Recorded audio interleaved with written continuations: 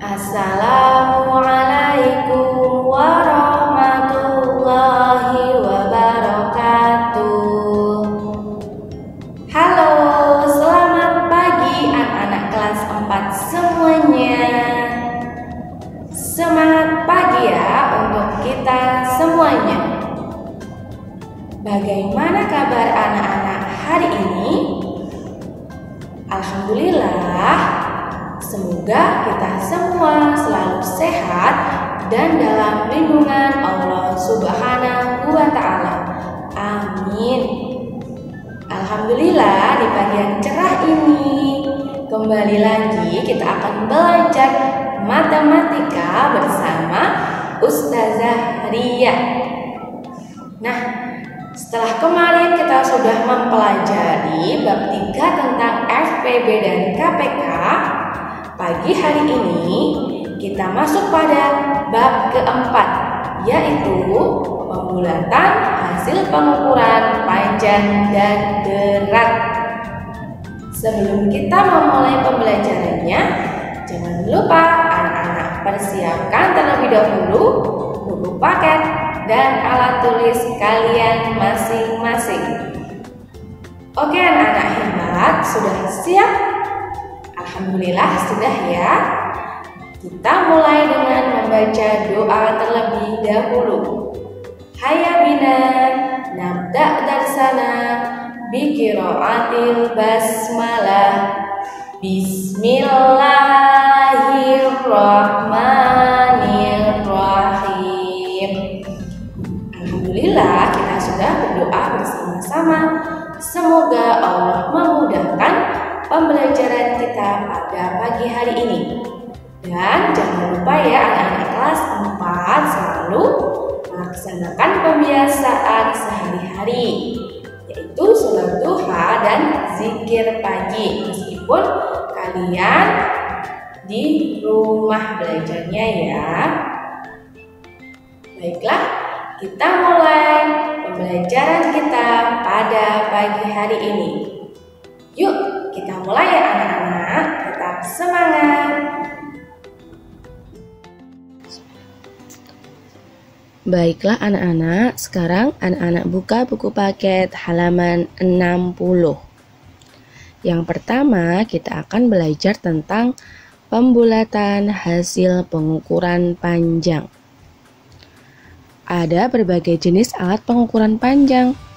Nah, coba anak-anak ingat kembali. Kira-kira apa ya contoh jenis alat pengukuran panjang itu? Nah, contoh alat pengukuran panjang yang pertama ini adalah gambar meteran roll kecil. Meteran roll kecil ini biasanya digunakan oleh Pak Tukang. Yang kedua adalah meteran pita. Yang biasanya menggunakan meteran pita itu adalah tukang jahit. Dan yang ketiga, tentunya kalian sudah tidak asing dengan benda ini ya. Ini adalah penggaris. Nah, penggaris ini adalah alat pengukuran panjang yang biasanya kamu gunakan. Satuan panjang yang digunakan penggaris pada umumnya adalah sentimeter. Nah, bagaimana cara mengukur panjang suatu benda menggunakan penggaris? Kita akan mempelajarinya setelah ini ya anak-anak. Masih tetap pada buku paket halaman 60. Cara mengukur panjang menggunakan penggaris. Yang pertama, sejajarkan benda yang akan diukur panjangnya dengan penggaris.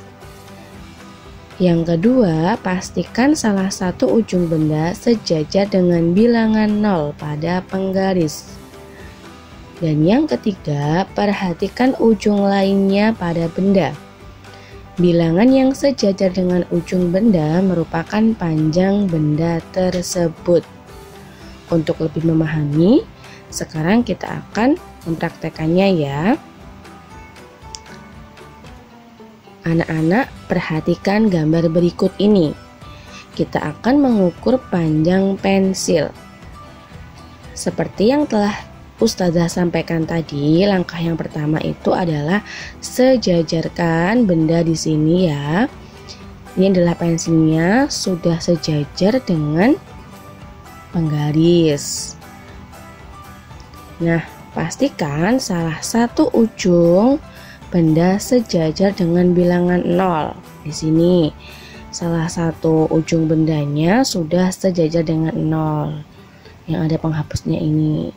Nah, itu artinya yang akan kita ukur adalah ujung pensil sebelah sini. Nah, yang ketiga tadi, perhatikan ujung lainnya pada benda. Bilangan yang sejajar dengan ujung benda merupakan panjang benda tersebut. Sekarang anak-anak perhatikan. Di sini ujung bendanya menunjukkan pada angka berapa ya? Ya, betul sekali, yaitu menunjukkan pada angka 16. Itu artinya panjang pensil ini adalah 16.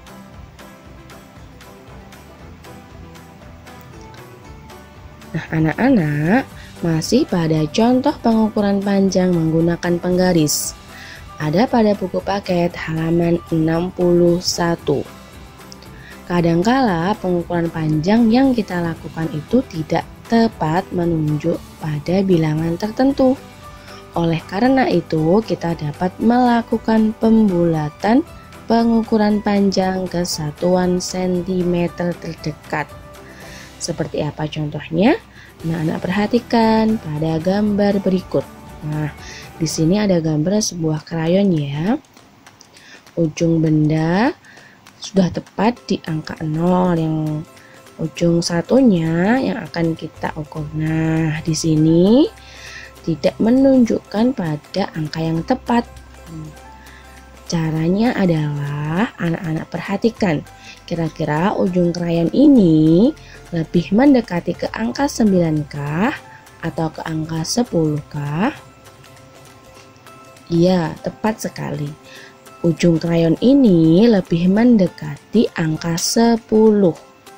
Nah, itu artinya panjang krayon ini kira-kira adalah 10 cm. Kenapa? Karena ujung krayonnya lebih dekat ke bilangan 10 daripada bilangan 9. Itu artinya kita bulatkan ke depan menjadi 10. Contoh yang kedua, di sini ada gambar sikat gigi. Nah, sama ya, ini juga tidak tepat menunjukkan pada angka tertentu.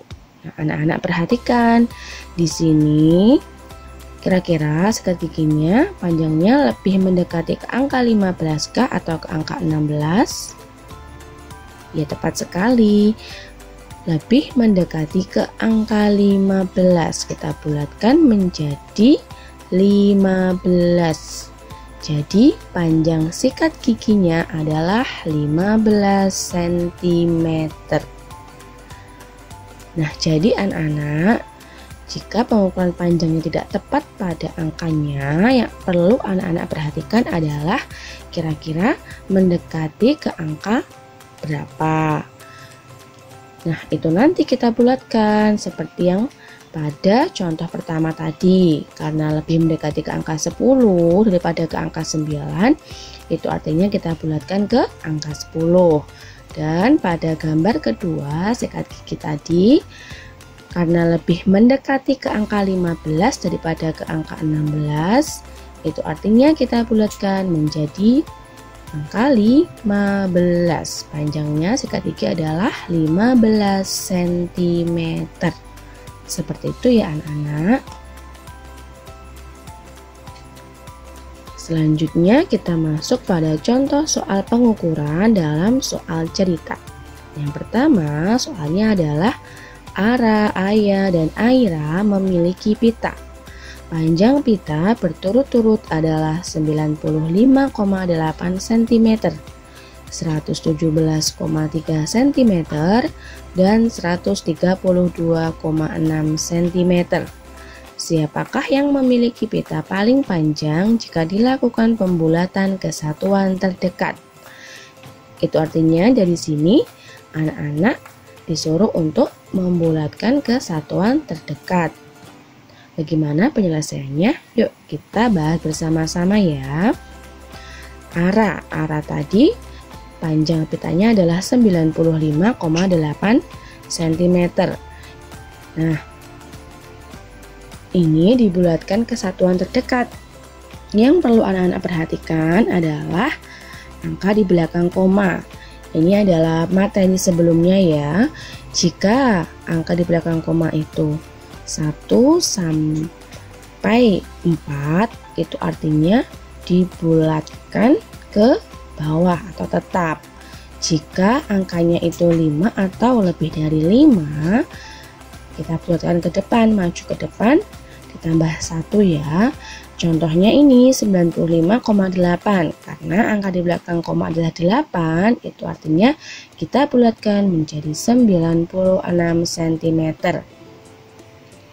Selanjutnya pita ayah adalah 117,3 cm. Kita bulatkan menjadi 117. Kenapa? Karena angka di belakang koma adalah angka 3. Itu artinya tetap ya, tidak ditambah dengan 1. Dan pitanya Aira adalah 132,6. Angka di belakang koma adalah angka 6, itu artinya kita bulatkan naik 1 menjadi 133 cm. Nah, jadi pita paling panjang adalah milik Aira, yaitu 133 cm. Nah, itulah tadi ya anak-anak pembahasan latihan soal dalam pengukuran cerita. Sekarang kita lanjutkan.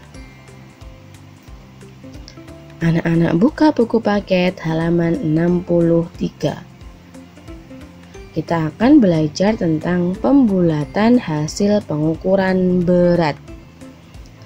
Alat ukur yang digunakan untuk mengukur berat disebut timbangan. Nah, sekarang coba anak-anak ingat kembali.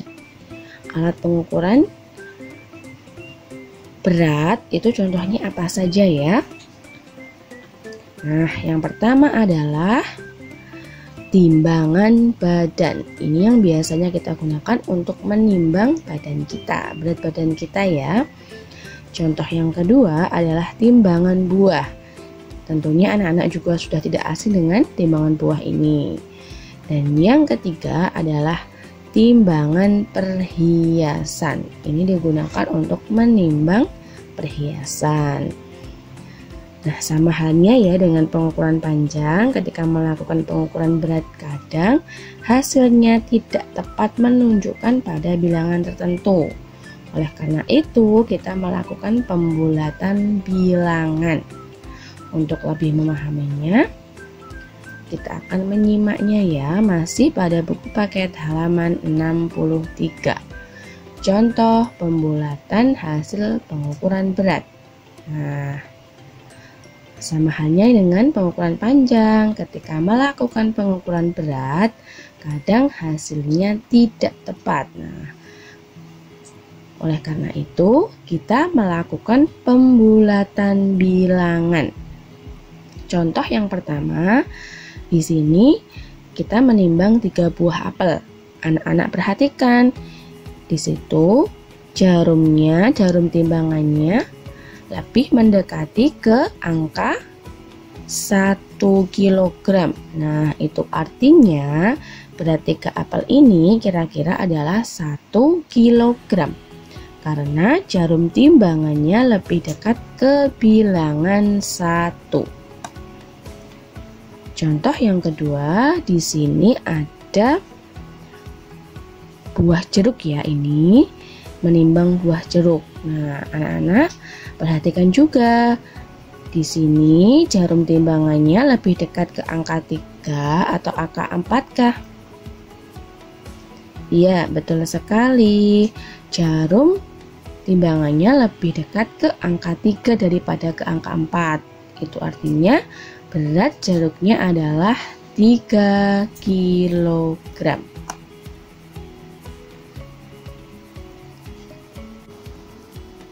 Selanjutnya kita masuk pada contoh soal pembulatan pengukuran berat pada soal cerita. Yang pertama, berat badan Mita adalah 34,3 kg. Berat badan Ajeng 33,8 kg. Berat badan Tasya 33,4 kg. Siapakah yang memiliki berat badan yang sama berat jika dilakukan pembulatan ke satuan terdekat? Nah, anak-anak, sama halnya dengan pembulatan pengukuran panjang pada soal cerita yang tadi ya. Yang perlu anak-anak perhatikan adalah angka di belakang koma. Jika angkanya kurang dari 5, itu artinya dibulatkan ke belakang atau tetap.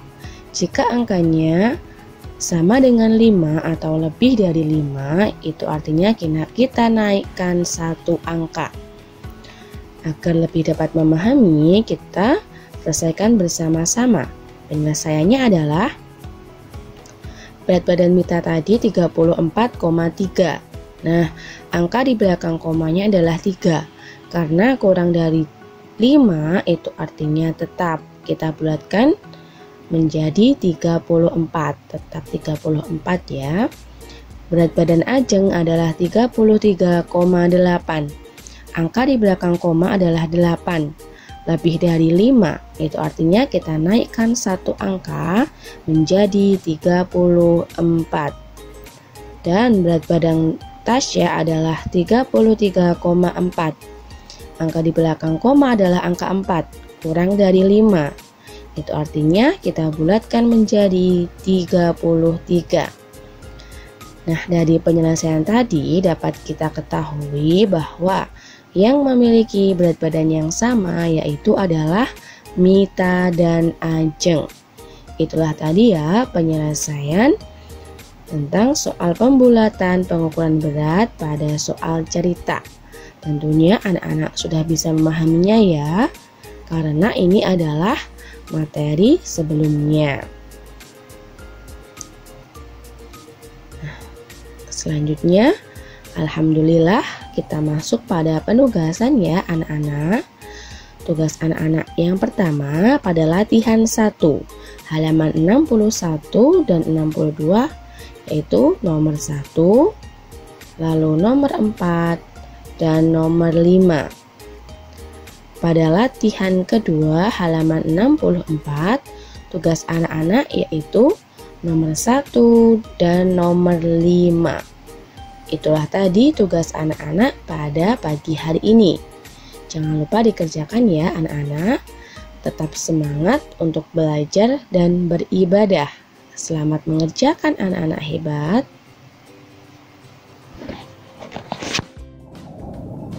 Alhamdulillah, pembelajaran matematika pada pagi hari ini telah selesai. Jangan lupa anak-anak hebat, tugas dari Ustazah Ria dikerjakan ya, sebagai latihan anak-anak di rumah. Kita tutup pembelajaran kita pada pagi hari ini dengan membaca doa terlebih dahulu. Hayya bina nahtatim darsana biqiraatil hamdalah wa doa kafaratil majlis.